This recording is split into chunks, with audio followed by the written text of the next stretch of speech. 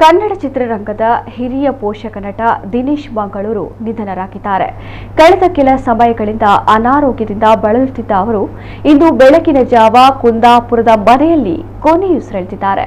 ಕನ್ನಡ ಚಿತ್ರರಂಗದಲ್ಲಿ ಪೋಷಕ ಪಾತ್ರಗಳಲ್ಲಿ ನಟಿಸಿ ಅಪಾರ ಜನಪ್ರಿಯತೆ ಗಳಿಸಿದ್ದ ದಿನೇಶ್ ಮಂಗಳೂರು ಆ ದಿನಗಳು ಕೆಜಿಎಫ್, ಉಳಿದವರು ಕಂಡಂತೆ, ಕಿಚ್ಚ, ಕಿರಿಕ್ ಪಾರ್ಟಿ ಮೊದಲಾದ ಸಿನಿಮಾಗಳಲ್ಲಿ ನಟಿಸಿದ್ದರು.